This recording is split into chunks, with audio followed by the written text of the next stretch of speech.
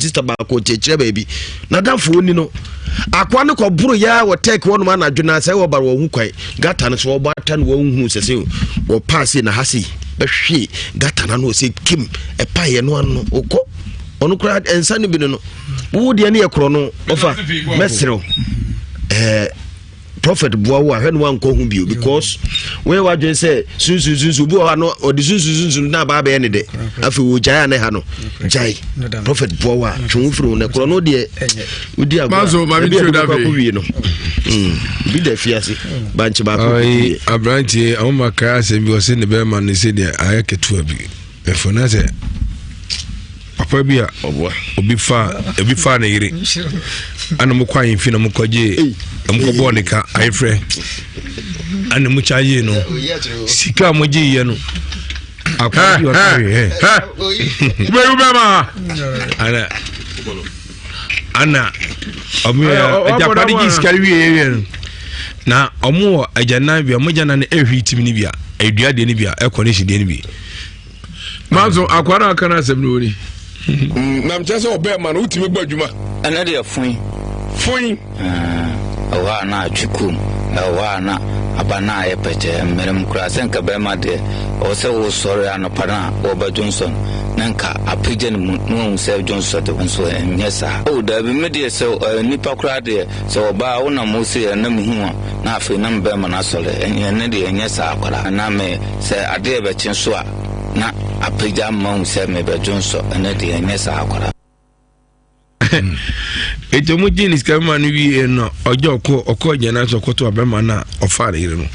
no hwe de se akware ni mo no apedo a wosinti ha no sakọ diska ko ma na nanum se na ma chemu diska no o diska ne bi ade se akware ni mo si wo primary de se diska ne so diska mo diska be kan ho diska ne so mo diska be kan ho no de ko mi wasemi o mo se ja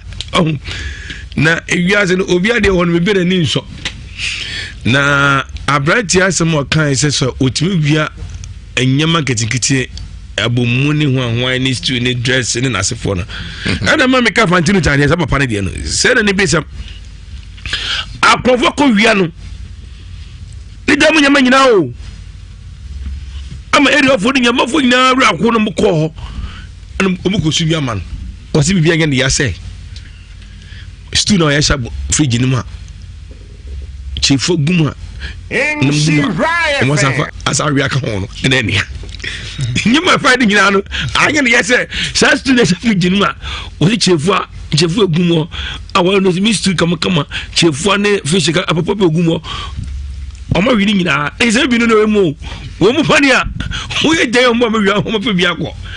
o mo nyama ketikiti bi o mo fa o wo se o wanyima bi o se obademo o ti wuske bi ma fa akọ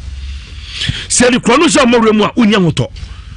abete baako omudi ye obokro no ye ne koto Central Police Station oko prisons omuyina anadwo na police for car sa da Canada bi ka wonder da ne bi no se car ko se mu bi kra chepa ai ude on the car on ayi laroba ai sa da ne bi no wa obi ayi no sa ko titu spare pass sa ko chira nadwo wa ko demu ama wa ko wi ade am akodem ayi on sa dia sa ti obi ani won ona sa ko ti sa ko chinu send pasi opa fa ne koy wo de ko se Yesu goto mu obata ko wi Yesu me na afi sai enyema we no omu wo enyema bi aka omu ho no ma o diri di agro we se we ko ponye in heaven o ngo ko in heaven se ku obewian ko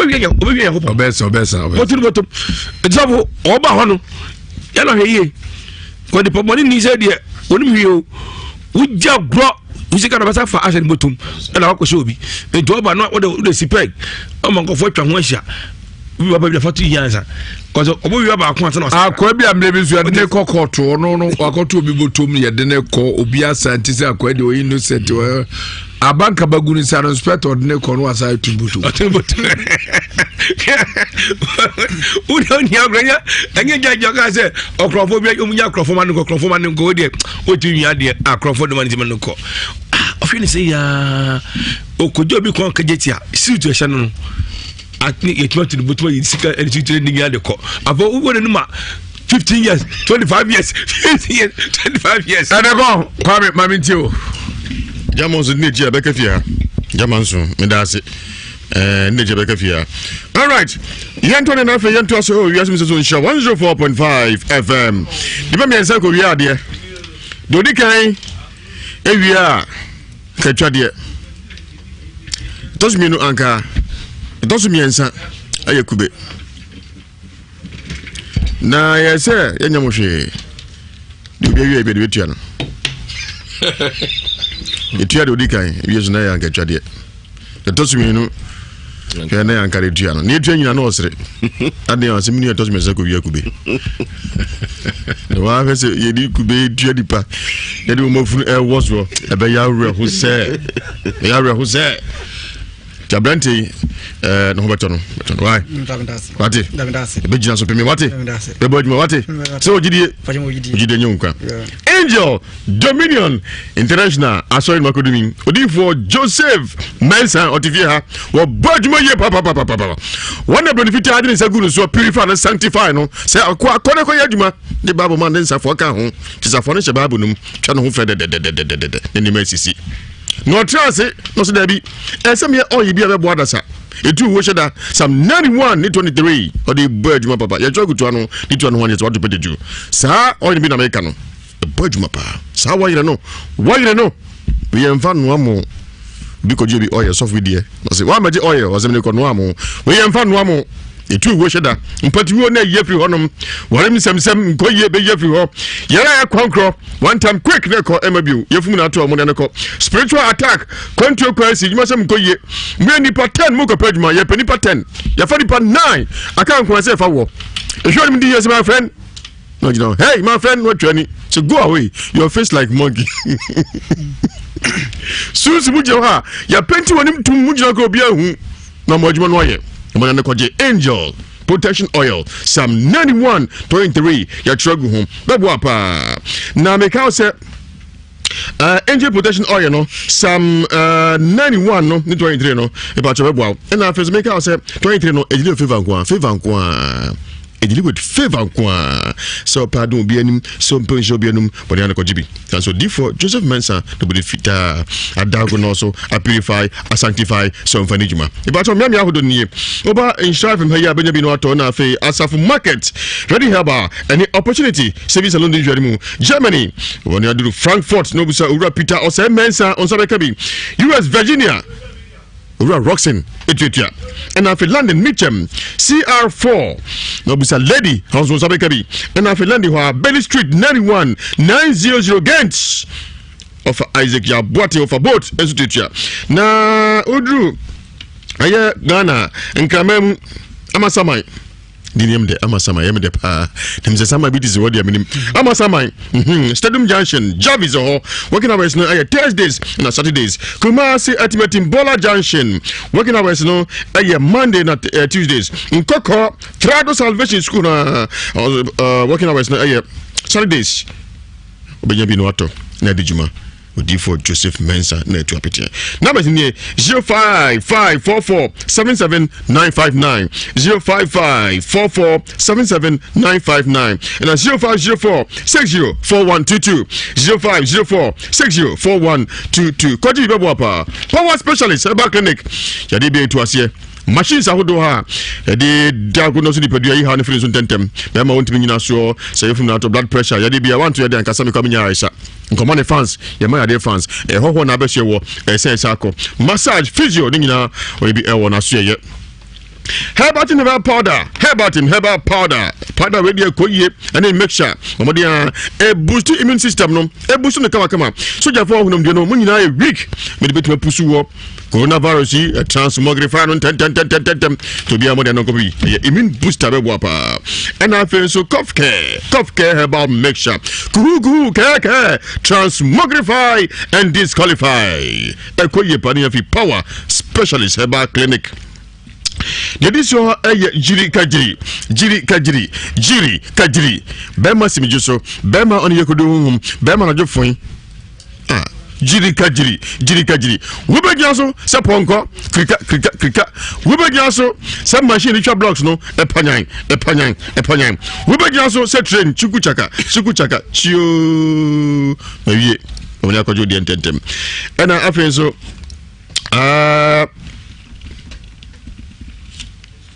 Make us a Power Restaurant. Also, the bank one. Say your rice, plain rice, jollof rice, Sakasa Pianga, BBB hobby, the Koji Cobra Mine, local, continental, so make a Power Specialist Restaurant. And not to make us a special DZ any weekend. Good day, abeti mutu ningina kama se coronavirus ajime mi aboswa ese koni kudi kakra di good nanum kakra Power Specialist Restaurant. Kumasi Ewiase and Just Bro filling station in Shadimu and after so my name is 0244 544 477 0244 544 422 0244 544 422 0200 383831 0200 383831 Charlie Ginger Liquor and Subway will be trying to push it. Your boy man is saying, Ebetu, you go fly, Ebetu. And now, because I know Danny Harmony, they are mixing come. Kakaduka crack, a walker crack, a dear brandy, take a good yama, oh, Nyasam Ketra, over Wapa, Okoa, or no live a new kidney in Akabuno Tasiboko, Uni Hobia, Charlie Ginger Liquor, Ebetu, American for my war, and more hangover beer. The January beer of Bejima, and Saboni Biacormo, a dear Chanum Swana Charge, Fidentisa, Charlie Ginger Liquor, Wapa. When I produce here, campus no no campus upon a no nti koye ipacho Kems multi beverage one to appear amo ejesu ebe Ghana Fire Service Station on do 0246 955 678 0246 955 678 Ginger Liquor ebetu I don't know Franco hon makodu computer set and na phones ahodo anatomy any me kiki na minya anatomy nchrewe ugo do no a Samsung, Nokia, Itel, Tecno, Infinix, Huawei, Alcatel, STG, Apple, come TV linear, satellite TV, ZX, Skyward, Bibia Asano, Ningina, Ibio Franco, Asye. Accessories, pen drive, Transcend, Toshiba, Seagate, memory card, pen drive, make us a boss or the betching. Bubuja, come quality ones go and say a phone papa, the computer papa if you Adum Abu Bazaar Abrusano Ufenako Ejaba House Bako and I feel Fenako YFM office or Bako Adum Malcolm Shedimu Bio and I feel Prudential Bank Shedimu for clinic Bako K.O. Morocco Ufenako MTN office also on Sabeka Biohorum Okotadia Fenopa no do go see if you're your t-shirt come on F year pa you're branding Franco on a so konako business 0245 316969 0245 316969 0506 68 4147 0506 now 0560 684147 0560 684147 the chat is 0501 53 8602 0501 53 8602 Franco I don't know. All right, Bam Herbal Center. Bam Herbal Center. Dini kwa timitu ya yase. Bam no kwa timitu ya yase. Bam no kwa modern equipment. Yadi dago no so ni pedua. Mesi my dear fans, kotuka brane pa no John Yonku din komo a. Mesi me yadi no. Odi ni kwa de sha kete. Ya ne man fans yi. Yadi ya man fans mi hu bida. Isa akamfo na santifo. Mesi me diabetes yi, me pressure yi. Wajafa. Wana beshewo sako me ka se Ban Herbal Center abasubode shronkom 2019 yedi mawom nti anatomy ni say dam hepatitis be ma wontimi nyina so stomach ulcer stroke epilepsy etwere no na afi gonorrhea ni nyina omoyefri wontentem na afi unya hoto na enipa mo no nkuda omusiesie no siesie okru na esiese be ifo twaso nam no onyanko Ban Herbal Center na wakasa asem no bone nako na siesie okru no na onso onfa ahune wa bredo Vansha Baivo, Inkuda, Achedo, Muniako Ban Herbal Center. Kumasi Atonsu Agogo, Government, Hospital Nachipe, Honamu Ban Herbal Center, Nakosa, Oho Yadia, Okotu Yadia say, the numbers 0244 08 3482, 0244 08 3482, 0272 500012, 0272 500012. Ban Herbal Center. A chafoba, Yadwina Bedjane, the praise no, could you enjoy him there? 14 the nether, never 14. Huh? A trim. da ko so yare no ko fias nam tu yeah to so but ya call a Prophet Joseph Mensah aso na fe onfa kakra ntu dwa na fe ye memo ma ahoma no so na yin kodi nkomo kakra yo Prophet Joseph Mensah dodo na abɔ memrane akwapa no kwafo Black of wani to amadwuma panti na meji award presidential award kese pa aye dwuma media nti ayalesa kese a sofo wo Ghana ha yina charter me na mewi ne ye menya presidential award kese pa Prophet Joseph Mensah nyame ya adom akina ye watimetim tabum bola junction ye tunyale asesa nyale ewo ho Prophet Joseph Mensah Black of me say Masaya lie bi ma enabusuafo na nkasa ba me nchen ne omu wiase omu ba omu hu bida nipa wa yale da ye friends ekunyem ni nua bema kura tumi wura no homa odwonso ni nua bema ewura no homa odwonso obedwonso na mo anka mo ankopagia na nkwa obeba no adwonso asa ne hu nyina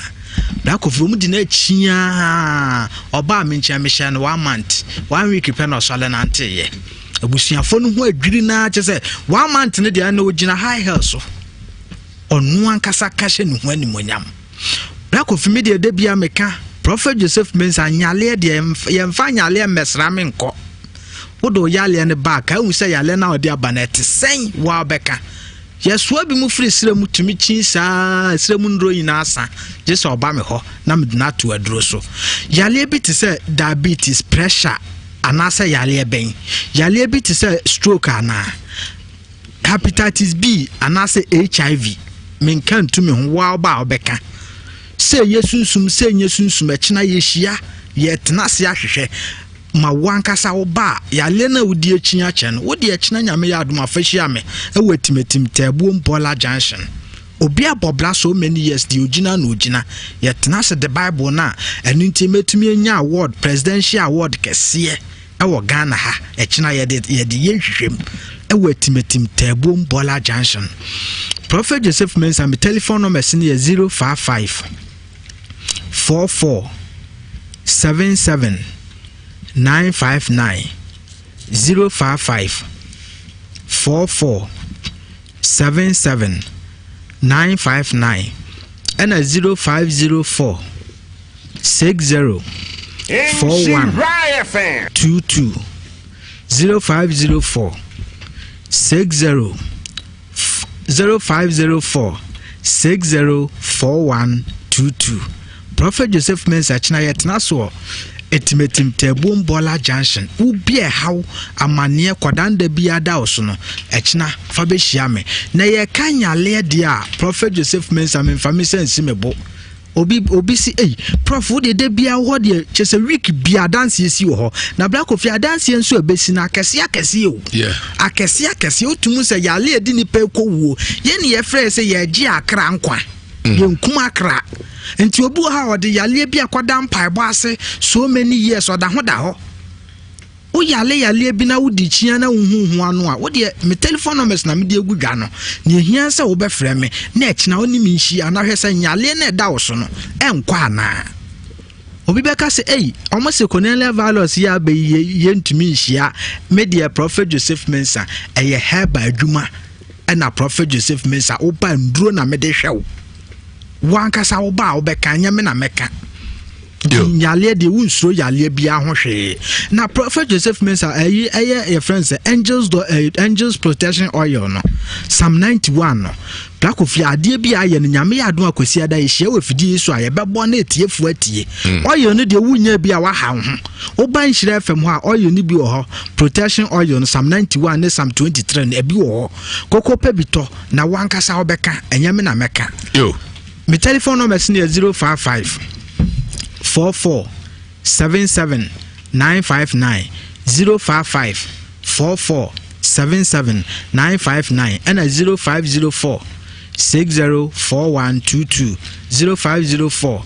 604122 tutu nyame adom akina eye timetim tabu mbola junction ka say Prophet Joseph Mensah metena se eye Jordan Benada apart from Jordan Benada mini Kumasi Krom has asiba bia so agisa Accra yawoda ene memenda ene yehia e wa Accra Amasama Stadium Junction ansa na nkokọ ye Trado Salvation School ho ne ekwasi adanko a Prophet Joseph Mensah kasatente wo hen toponko na mu magro ne form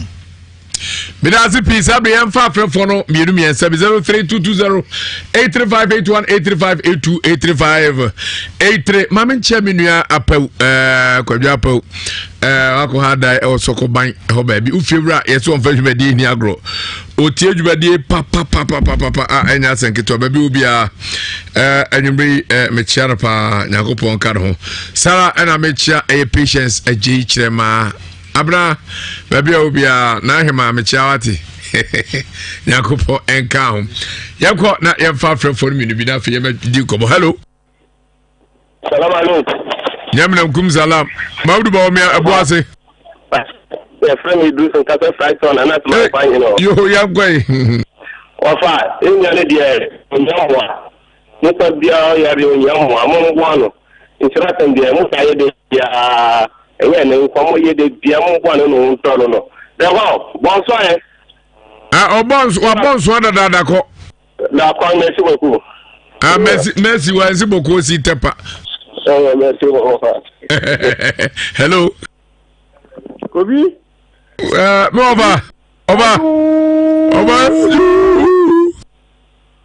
Oba hini information center jama city for you team live information center yanko po wo shira mo papa na minim se yemi ya semo de ben sabri impanifo nyina wo ho a minim nua brofi ye de mpa ebo taachiri ije be mo mo ahwe wo de tawo furu so kro betu otokro hini makra bye bye Yamin Shapa Alpha. Hello. Hello. Good evening, baby. I got free. Okay, Nana. No program, no papa. The family network. The family Francis and the AKA network. Nana. Share. The Jumadi Amumwana Wati. As I see, the echoes were you asking around. When you moon the echo. But the Siano, I saw four now. What's your me? I saw four no. Anka wote omuna anka wote omunche omujire njina bia waho anka omuna wote omunche omujina bia tinana eyami ya pi eyami ja pa o makumem nisu kwa wa mimu nti yampi mayamfa batina edena yenya nana momwana wai Yada sepa nyankopon hira ye begye nua be man efre network free so na do free dwuma nyina si wa wantumi amaso mi so o kire bi onso beba so demom afutuo kakra efri me ofa Winston Adom Okomo ewo Italy mem o se sabre o hyedem ya to no purum otumi mpie ni nyina se sa yare ye de tia no a ebinum di agro enye joku kra o se di joku o se very serious pa anya asanketwa na ye bompae na ye di ema ye nuanum anya agro o kiremu a o se no anko ani pe wuye e we tell be 400 ene wuye ene 349 ewu very very serious eti ye hwe yare ni ye misra ba bia obia hwe ho ye na coronavirus no afo anko tija kosa also owo eye Boamai Red Pub baby obia encha kese enko emam yenko na yenko twetwe enkomo yenko Adwenepa Heba Center eho ena yekodi enkomo